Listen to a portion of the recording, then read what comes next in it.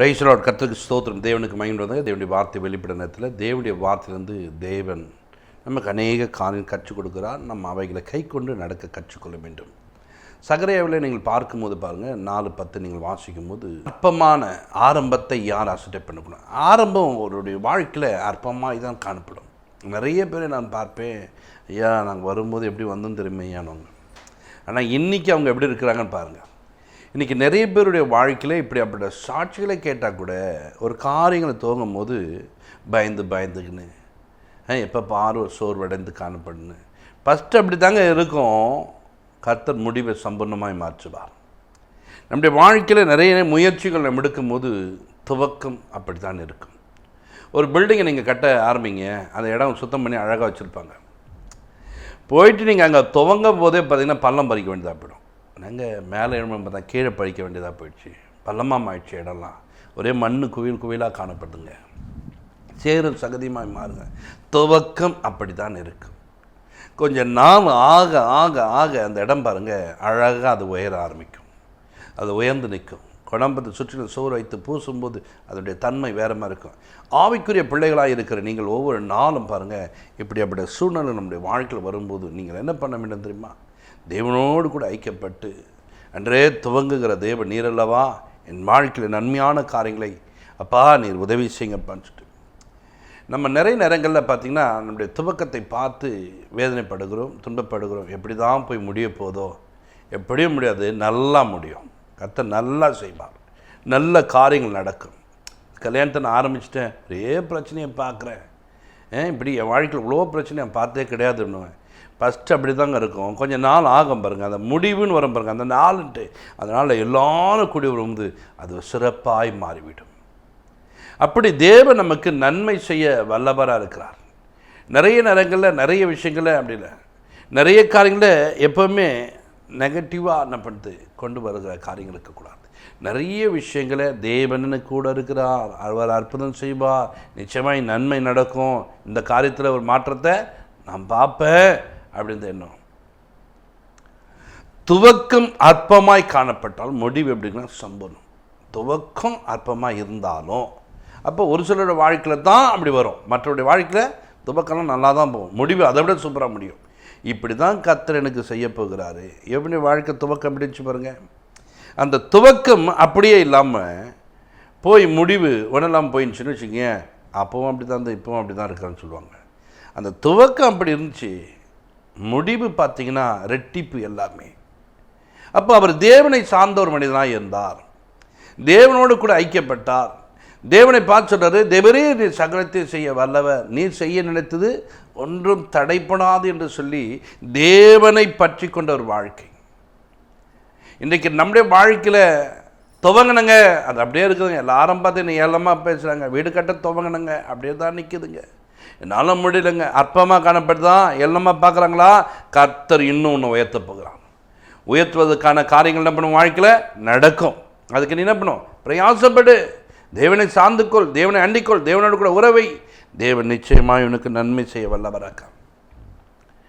நீங்கள் பிலிப்பியரில் பார்க்கும்போது 1:5 நீங்கள் வாசிக்கும் போது பாருங்கள், உங்களில் நற்கிரியை தொடங்கினவர் அதை இயேசு கிறிஸ்துவின் நாள் பரியந்தம் முடிய நடத்தி வருவார் என்று நம்பி.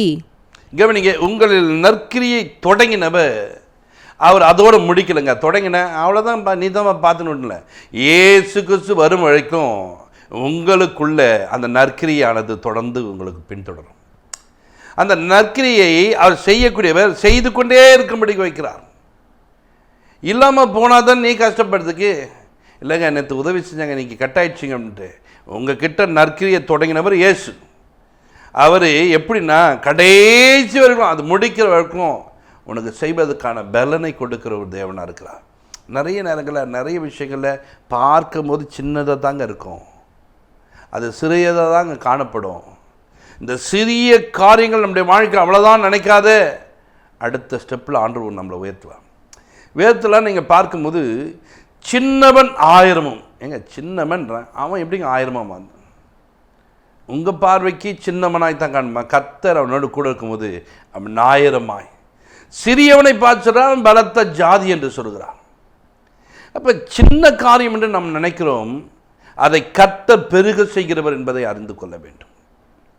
பெருக செய்வார்னு சொல்லிட்டு ஒரு தேவை நேரத்தில் பணம் இல்லை, நெருக்கடி, நான் என்ன பண்ண போகிறேன்னே தெரில அப்படின்ற ஒரு சூழ்நிலை வருமானா தேவன் இடத்துல காண்பிங்க. இதை வைத்து தான் நான் துவங்க போகிறேன், எனக்கு நீங்கள் உதவி செய்யுங்க.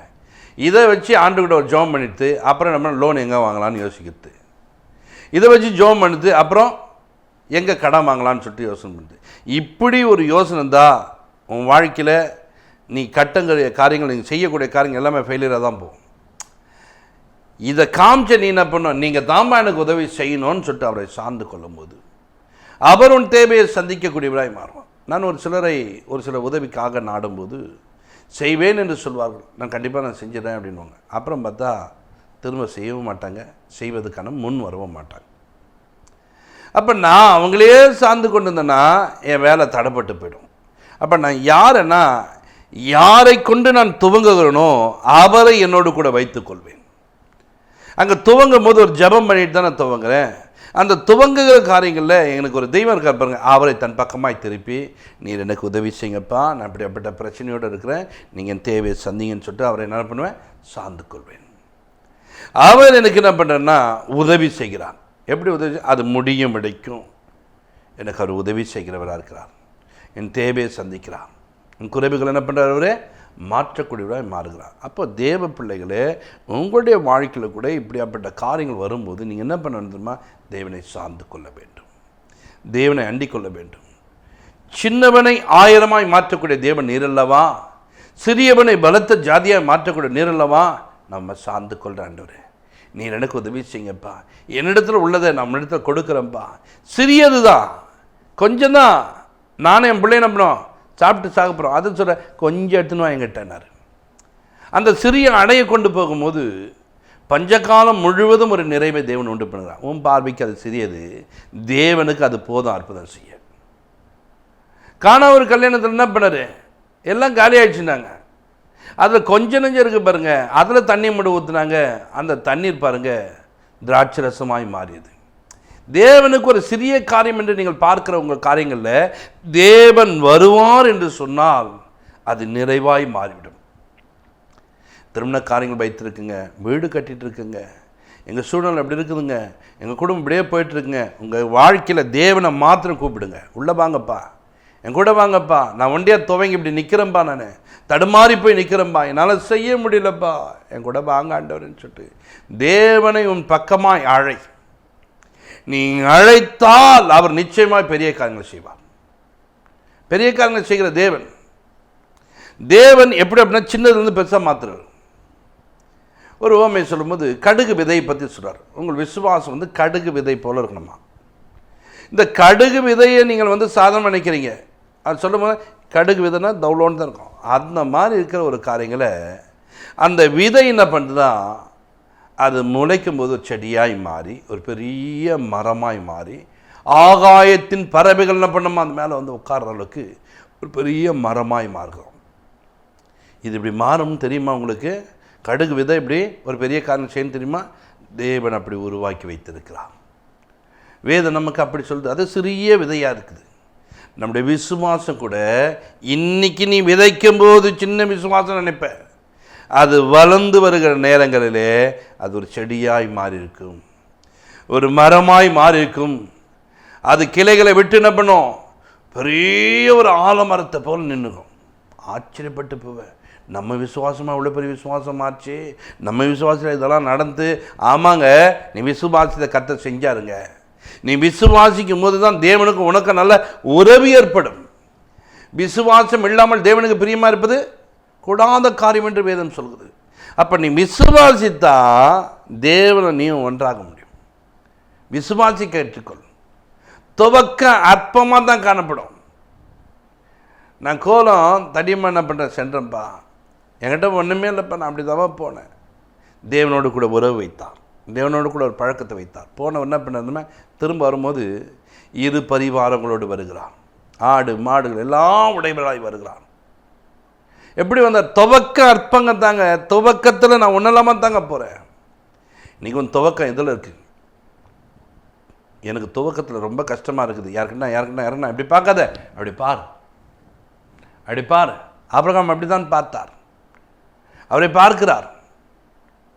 இந்த வெள்ளியும் பொண்ணு எடுத்துக்க, இதில் ஒரு சரட்டை கூட நான் எடுக்க மாட்டேன், பாதரட்சியம் வாறு கூட எனக்கு வேணாம், என்னை ஒரு தெய்வம் ஆசீர்வதிக்கிறார், நான் உம்மிடத்தில் கை நீட்டுறதுக்காக கர்த்தரை தெரிந்துக்கொள்ள நான் அவர்கிட்ட நான் கை நீட்டணும், அவர் எனக்கு உதவி செய்வார். உன் துவக்கத்தில் இன்றைக்கு அற்பமாய் காணப்பட்டு வேலைகள் தடைப்பட்டு ஒன்றும் செய்ய முடியாத ஒரு சூழ்நிலை நெருக்கப்பட்டு காணப்படுறனா, இன்னைக்கு நீ தேவன் நோக்கிப்பார். உன் தேவைகளை சந்திக்கிறவர், உன் தேவைகளை சந்திக்க. ஒரு சிலருக்கு இது தெரியவே தெரியாது, இப்படியே வாழ்ந்து இப்படி முடிச்சுட்டு போயிடுவான். ஒரு சில வீடுகள்லாம் கட்டி துவங்கி அதை முடிக்காமலே செத்து போயிட்டுருப்பாங்க. அதுக்கப்புறம் பின்வர நாட்கள்லையும் அது அப்படியே தான் கிடக்கும், பாழா போய் கிடக்கும். காரணம் தான் அதான். நம்ம அப்படி கிடையாதுங்க. துவக்கம் இப்படி தான் இருக்கும், முடிவை கர்த்தர் மாற்றுவார். நான் ஆரம்பித்த காரியம் இப்படி தான் இருக்கும், கர்த்தர் அதோடைய காரியங்களை கட்டி முடிக்க கிருபை தருவார். ஏளனமாக பார்த்தாங்க, இந்த ஆலயம் கட்டும் போது ஏளனமாய் பார்த்தார்கள். ஆரம்பம் அப்படி தாங்க இருக்கும். கர்த்தர் அதை மாற்றக்கூடிய தேவன், அதை உருவாக்கக்கூடிய தேவன், அதை உருவாக்குவார் என்று அவர்கள் விசுவாசித்தார்கள். தேவன் அப்படின்றவர்களுக்கு நன்மை செய்தார். இன்றைக்கு நீங்கள் தேவனுடைய பிள்ளைகளாக இருக்கிற நீங்கள் ஒவ்வொரு நாள் நம்புங்க, தேவனை சார்ந்து கொள்ள வேண்டும், தேவனை அண்டிக் கொள்ள வேண்டும். தேவன் எனக்கு உதவி செய்வார், அவர் எனக்கு கூட இருப்பதனால என் தேவையை அவர் சந்திக்கக்கூடிய தேவன் என்பதை நீங்கள் விசுவாசிக்க வேண்டும். மத்திய புஸ்தகத்தில் பாருங்கள் 17:20 வாசிங்க. அதற்கு இயேசு, உங்கள் அவ்விசுவாசத்தினாலே தான், கடுகு விதையளவு விசுவாசம் உங்களுக்குள் இருந்தால் நீங்கள் இந்த மலையை பார்த்து இவ்விடம் விட்டு அப்புறம் போ என்று சொல்ல அது அப்புறம் போகும், உங்களால் கூடாத காரியம் ஒன்றுமிராது என்று மெய்யாகவே உங்களுக்கு சொல்லுகிறேன். இப்போ அவர் என்ன சொல்ற, உங்களால் கூடாத காரியம் ஒன்றுமே இல்லையே, நீ ஏன் அப்படி இருக்கு, உனக்குள்ள கொஞ்சம் விசுவாசம் தான் போதும், அற்பத்தை மாத்திடலாம். ஊரார் உன்னை அற்பமாக பார்க்கறது, நீயே உன்னை அற்பமாக பார்க்குற, என்னால் எதுவும் செய்ய முடியல, என்னால் எதுவும் செய்ய முடியல, நான் எதுக்கு தான் பிறந்தனும் தெரில, நான் எதுக்கு தான் இப்படி இருக்கணும் தெரில அப்படின்னு சொல்லுங்க. அற்பமாக இருக்கிற ஒரு விஷயங்களை மாற்றக்கூடிய ஒரு தேவன் இருக்கிறார். அதாவது கடுகு விதையில் விசுவாசம் தான் போதும், அதை மாற்ற முடியும் என்று சொல்கிறார். இந்த மலையை பார்த்து பேர்ந்து போய் சமுத்திரம் விழும் அப்படி சொன்னதான். உங்களாலே கூடாத காரியம் ஒன்றுமே இல்லை, ஒன்றுமே இல்லை, எல்லாத்தையும் என்னால் செய்து முடிக்க முடியும் என்று வேதம் உனக்கு சொல்லுகிறது. அப்போ வேதம் சொல்லிய பிரகாரமாய் நீங்கள் நடந்து கொண்டு உங்கள் வாழ்க்கை தரத்தை மாற்ற வேண்டும். நான் என்ன செய்ய போகிறேன், இந்த படிப்பை வச்சுட்டு அற்பமாக காணப்படுறியா, உன் படிப்புக்கு நீ போய் பாரு, உன்னை கர்த்தர் அங்கே இருக்கிறவங்க எல்லாருலேயும் ஞானமான மாற்றுவார். நான் ஒன்று நாங்கள் 10th தாங்க படிச்சிருக்கேன், நான் 8th தாங்க படிச்சிருக்கேன், எல்லாம் டிகிரி முடிச்சிருக்காங்க, டபுள் டிகிரிலாம் இருக்கிறாங்க, நான் என்ன பண்ண முடியும்? அத்தனை பேருக்கு நடுவில் கர்த்தர் உன்னை உயர்த்தி வைப்பார். விசுவாசம் மாத்திரம் இருக்கணும். நீ உள்ளப்போ அற்பமா என்ற உன்னை தான் கர்த்தர் உயர்த்த அவர் வெல்லவராக இருக்கிறார். நீ உதவி செய், உதவி செய்கிற ஒரு தேவன் கூட இருக்கிறார். யாக்கோபின் மனைவி நீங்கள் பார்க்கும்போது இங்கே லேயாள் நீங்கள் பாருங்கள், அவள் பாருங்கள், அற்பமாக எண்ணப்பட்டவளை கத்தனப்பட்டது அவளை ஆசீர்வதிக்க ஆரம்பித்தார்.